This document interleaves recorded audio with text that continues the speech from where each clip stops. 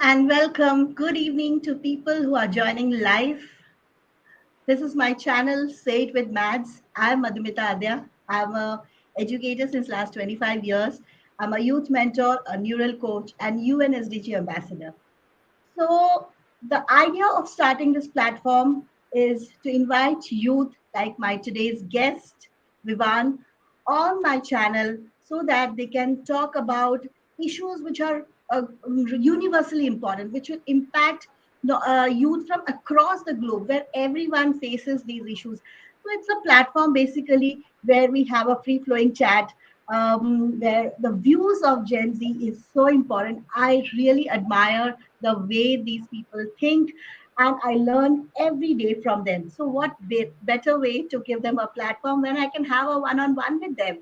So today's guest will introduce himself, and he is in midst of his grade 12. He is in grade 12, and he has lot on his plate. He has taken his time out to be on this channel, and I hope people who are listening and who will listen, who will hear this interview post the live is over, will definitely get some real good suggestions from a topic which is very, very important. So let's first welcome Vivan. How are you doing? And please introduce yourself. Who is Vivan? We would like to know more about you.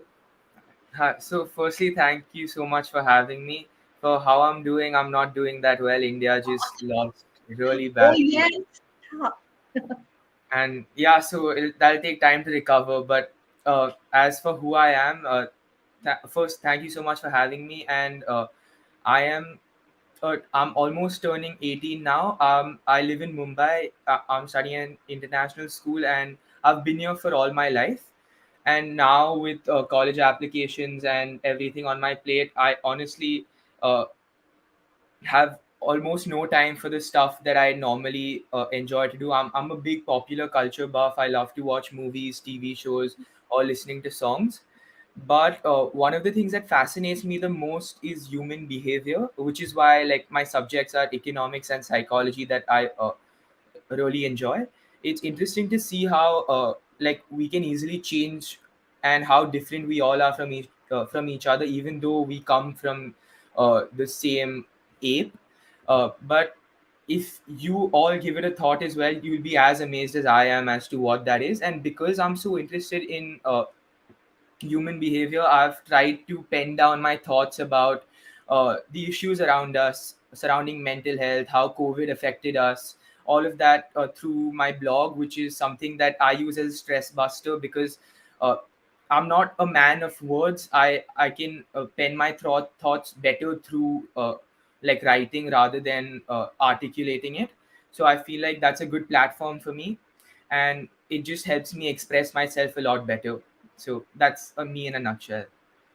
Thank you, Vivan. And I must tell that I happened to read your blogs and I was so impressed. And that is when I decided that I must have you on this channel because your fluidity of thought, your clarity of thought at that such a young age is just amazing.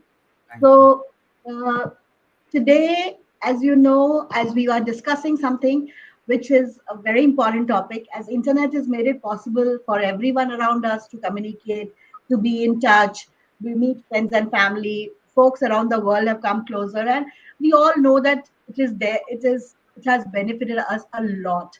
But while most of this interaction is kind and respectful, there are those who use it to demean, insult, bully, and abuse. Hateful speeches is horrible, no matter who is it aimed as and who witnesses it. But it's especially troubling as a teacher, as a parent, when I see that it is affecting the children and teens who may not have the courage to express it openly that they are going through this trolls and hate speeches, and they're not emotionally mature to compartmentalize it from who they are, and that leads to demeaning them. Their self-esteem goes down. They lead to depression, isolation, sometimes anger, as shows antisocial behavior, self-destructive behavior, and I've seen it all. So the moment Vivan said that he's going to talk about this is something we must address. So, since Vivan, you have chosen to speak on this topic, and this is so important, any reason why you chose this? So again, as you said, we always talk about the positives of the internet and how it's connected us so much, especially during the lockdown when we were just not, I wouldn't say stuck, but with our families, and we didn't have access to the outside world. Internet was the only way we could communicate with people outside. And as much of a boon as it is, there's also so many drawbacks to it. And that's what I found out when essentially uh, there was my primary attachment, or like the first time I came across this was when Sushant Singh Rajput, the actor, he passed away in June 2020. And I saw a lot of hate speech uh, against every single person, even if they weren't related to him or related to the whole issue. A lot of stuff was said against every single person in the industry. And now, again, more relevant, now that India has lost, they're going to face a lot of backlash. You can see how easy it has become for people to just blame people, or just take out their anger or their frustration on complete strangers just because they have the platform to. And I don't like that it's that easy for people to put someone else down. I believe in like putting a smile on someone's face, or just complimenting them, and this is the complete opposite of that, and which is why this issue stands out to me. So I would really like to talk about stuff like this. Absolutely. When you said about Sushant Singh and you talk about cricket, also just a movie is released and people just troll it in one line and say that, oh, that's bad, don't watch it. They don't even realize how many hours of hard work every single person has put in, right? So if people start thinking a little bit empathetically to what work is done, you don't like it, it's fine, but you don't have to tell the world that you don't like it. As you said, that you like spreading cheer, say something good about it, go and watch it, let people decide a movie. But also to bring this topic much closer to what is our discussion. You are a student and I'm an educator.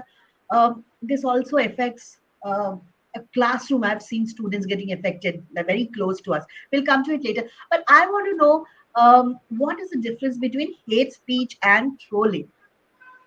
I think trolling is a term that has been coined more recently because of the internet. Hate speech is something that's been going on for years to come. You are like, right, for example, protests are an example of hate speech where if you don't agree with something, you raise your voice to it. And trolling is defined as an anonymous user who provokes people and targets minorities. While that's a more broad or more extreme way to look at it, even something as simple as cyberbullying, where you can Hmm. make fun of someone or negatively affect someone uh, through the internet, that's trolling. Hate speech can be very generic. It's a broader term, I would say. Yeah, and it is mostly against a community, a caste, or maybe LGBTQ community, as I said, maybe a particular religion. So those are targeted at a bigger group of people, I believe. Yeah. So do you think any legislative or any law can stop ban hate speech? Does that going to ever work in case of the scenario which we have? The world is one, and the internet there is hardly any filter. So Right. is banning hate speech any option? I honestly don't believe that banning it would do anything, because then that brings up the argument of freedom of speech versus what hate speech is. Everyone will just say that if we can't say so and so, then do we really have the right to freedom of speech? And while I agree that uh, freedom of speech is important, not at the expense of hurting so many people's feelings, which is Mhm. why I stand against it. But banning it or doing something that that extreme would not work, because it will just work in the opposite direction. People might get aggravated and do it even more, for example, which is why on social media platforms you have like the report button, Mm, or flagging the comments for what mm, they say. That's a mm, smaller step, even though it doesn't work all the time. I think it is a step towards betterment, where if you don't agree with someone, then you can point that out. But if that comment isn't there at all, then you just don't know what's happening. Like if we bring up your movie example, uh, as as wrong as it is to say that the movie is bad, if we don't know the movie is bad, we're going to waste our money to go and watch it. Hmm. So if there isn't constructive criticism at all, because Hmm. even if we ban hate speech, then even constructive criticism gets banned, and that's something that everyone Hmm. requires to better themselves. Like, I wouldn't be a better person if I wasn't pointed out that, oh, you can do this better. So Okay, great. What a wonderful discussion. Also, know that the thing came to my mind is the Kashmir Files movie, which recently was had so many discussions on social media about to go right, wrong. So everybody has an idea to say what you want. As you said, banning is not an option at all. But yes, what level and what constructively you can do is not to hurt any other sentiment is what we need to yeah. understand. And very well put, Vivan. Your clarity of thought is amazing. Now I want to bring it to closer to, since you are going to be 18, you said. So what kind of communication open channel you have with your parents, that is where is very important for any teen, anybody who is going through these problems, a situation like this. Maybe they have been cyberbullied or they have gone through some abuse online. How is it, how important, and how do you, as a 18-year-old from the teen years, how did you keep the communication channel open with your parents? And that's very important for me to know. I ask this question to all my guests. Yeah. So fortunately, I haven't been victim to any of the hate speech or trolls for that matter. And my parents are going to be laughing when you say this, because they don't think that I communicate enough with them. But Yes. I share a lot about like the day, what happens daily, but I choose not to go into the serious aspects. But I know that when I am in trouble, I will they'll be the first people to know. When it's people around me, they keep saying that you should keep me like I should keep them informed about what's going on, which I don't do too much, which I should actually, which everyone should. But I just don't want them to worry unnecessarily, because I know that this isn't happening to me. But when it comes down to if I am facing problems, then they're going to be the first ones to know. It won't be anyone else above them. So I know that I can trust them with that, and I know that that channel, as you said, is always open. Mm. So I that's think, how it should. yeah, true, because I have a 23-year-old, and now I look back and see how his teenage years was. Whenever I used to ask a question, I used to get only one word answers. I used to feel, no, he's going away from me. He doesn't love me anymore. And what happened to but it all happens that they all come back in their own time. This is the time when they want to explore themselves, their mindset, their thinking, their thought. And you said that you write a lot. This is one of the things which also tell you open up to somebody. They are not comfortable opening up about everything which is happening with their parents. But yes, Yeah. end of the day, we are all there for them. They are all there, but there are frictions. You have to overcome them. Will be communication breakdowns. There will be anger, there'll be distrust, there'll be kind of okay cooling period when nobody talks to each other for some time, and then they come back, and we come back because everybody has their own Yeah. child's well-being as a priority. So my next question would be, I think you would be the right person to tell me that what the listeners who are thinking about this and who have been uh, sample of this trolling or hate speech, what techniques would you suggest to them, like how to handle these things productively? If you can deal with the matter yourself, if it's not gone to a level where uh, you can't handle it, then I think you should personally, if it's not that big again, you can Mhm. personally talk to the people who are going against you, especially since it's online and you have the platform. Try and Mhm. understand where they're coming from, if you can learn from that. And if it's just blatant hating, then you should reach out to someone, because that's the first thing. If you can't help yourself, there isn't any harm in others helping you.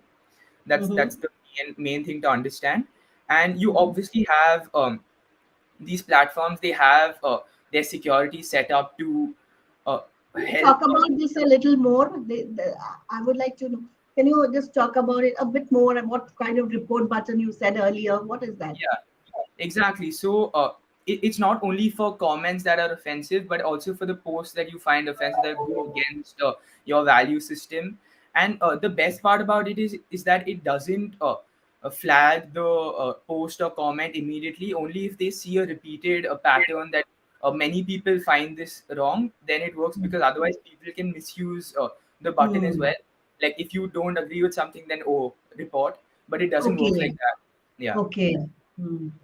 So if multiple people disagree, which does happen when people are being trolled, multiple Hmm. people will side with the person who is getting trolled. So then this action makes a lot more sense. But coming back to asking for help, that's the first thing that you should do, even if you feel like you can deal with it yourself, because the moment you talk about something, it gets a lot easier. It takes the load Hmm. off you, and it's just a lot more healthy to communicate in that sense, even though it not related to this topic only, but about anything that you might be dealing with.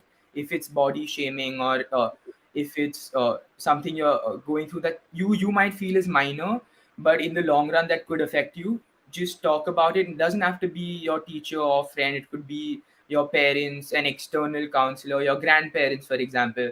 It could be anyone. That's a big support, yes. Yeah. Grandparents understand it much better.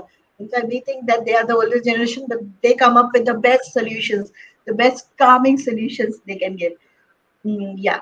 So also, kind of, I was thinking that if there could be some lessons, I mean, some talks, some workshops on this in schools, where you teach that if a peer is going to, if your friend is going through this, if you see that he's being trolled, not to join the trollers, Yeah. and be siding with, as you said, the human angle, but side with the person who is being trolled and not with the big gang who is against that. Those kind of thing. And then how to handle this can be with the friends. If you talk to them personally, that I am with you, I'm there, it helps a lot, isn't it? Yeah, exactly. So now that you put it in this way, I can relate trolling to something that's been going on in school for years, which is normal bullying. This has just gone one notch up to cyber bullying. But uh, Mm. the same way we deal with bullying, it's the issue that rises is the bystander effect, and how we don't want to take action against the bulliers because we're scared that uh, they're going to bully us as well. But the moment we let go of that fear that we're going to be affected, I think we should prioritize getting someone the best help that they could over what we Yeah, might correct. face, because even though that our harm might be a possibility, what the others are going through right now is already happening. So we need Correct. to understand how important that is, and how negatively it's affecting them. Yeah. Perfect. That's what. Like today, it's not me, but tomorrow it can be me. So Exactly. to sensitize them, to talk about them, there are a lot of techniques. Your students can, the elders to the senior students can talk to the juniors. Also, outside counselors can be brought in. So this brings to the next question: is how is in schools tolerance and kindness? These values are taught. Do they are even taught? I know I've been an educator. It has never been a concern. No school does that as a. But recently, mental wellness, mental well-being. There have been other. There have been outside counselors who are brought in. I won't call them only counselors. Mental well-being is a priority in schools now, and they are doing. Do you know schools are doing enough, or what about your school, or have you heard anything like this happening?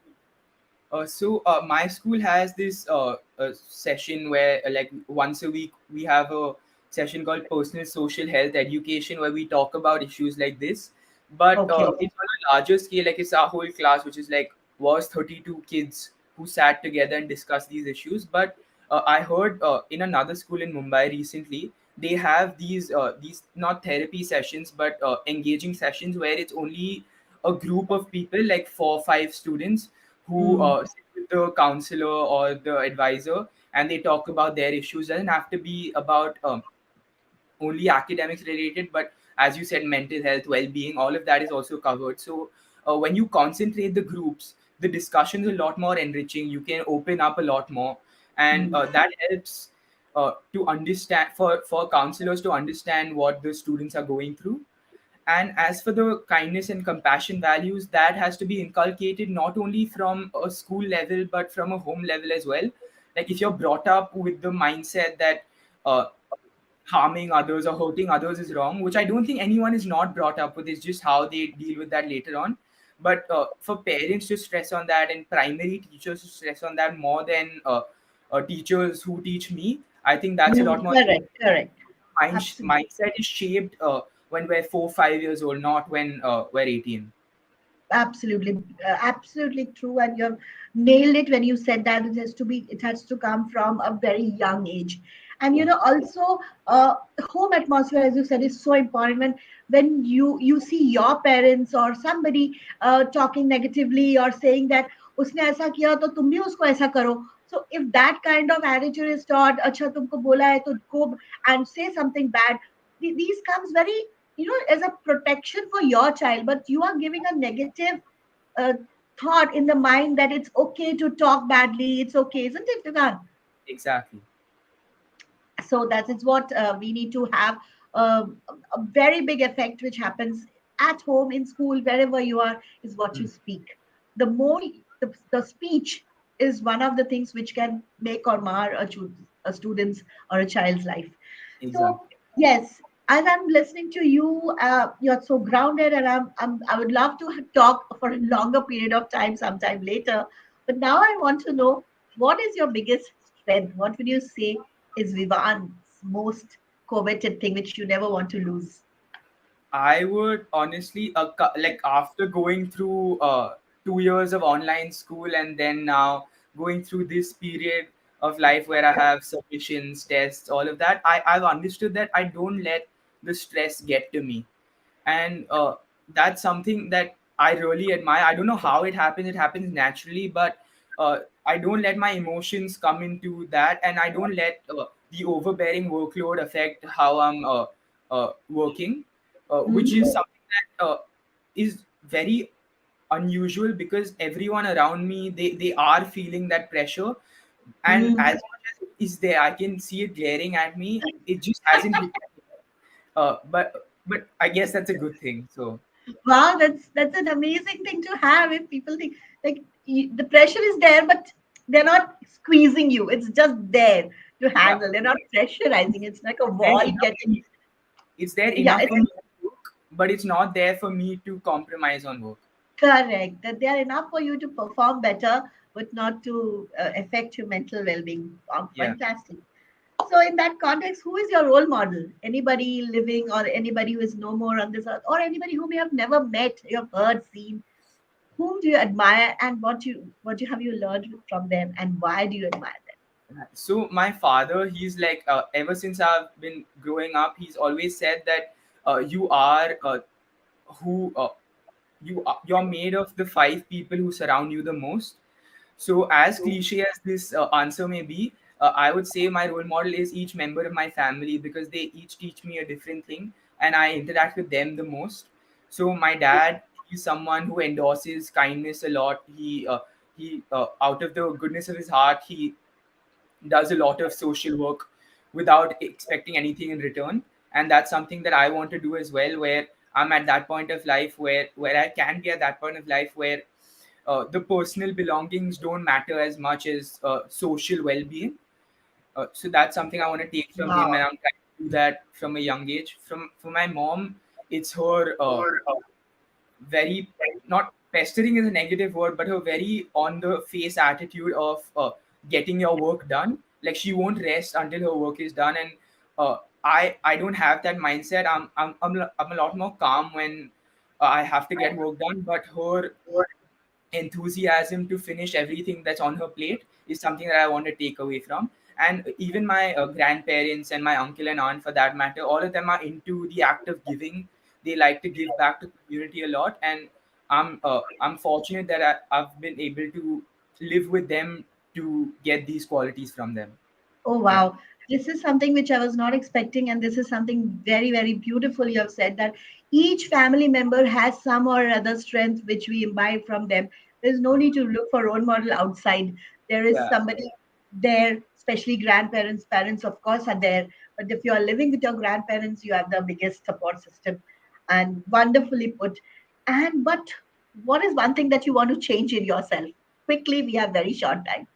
I I'm I procrastinate a lot more than I should, but the work gets done. I feel like I would be a lot more efficient if there weren't so many breaks in the middle. But I'm not complaining because it's not too much. I could just get a lot more done if I did. Great. Because, you would be surprised if you listen to my other interviews with other youths where some recently I've done. All of them, without fail, when I ask this, answer the same: Yeah, procrastination.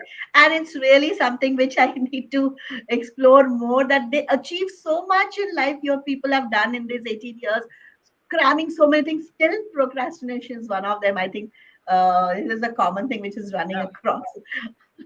Okay, now coming to the last segment where I ask you, what is one book, or what is maybe a few, but I would like you to name some few which top of your mind, some books, some podcast, or some series on OTT, Netflix, something which you think a youth should listen to and get inspired.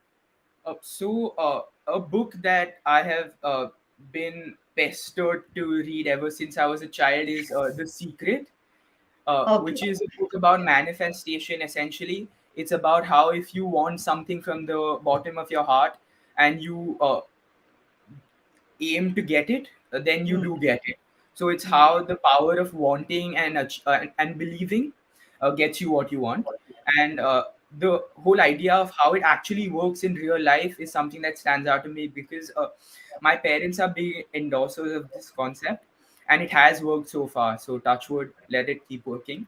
And as Yes. for TV show, I don't know about the target audience, and if you are under the age of 15 or 16, please don't watch it. This hasn't come from me, but 13 Reasons Why is an excellent show Yes.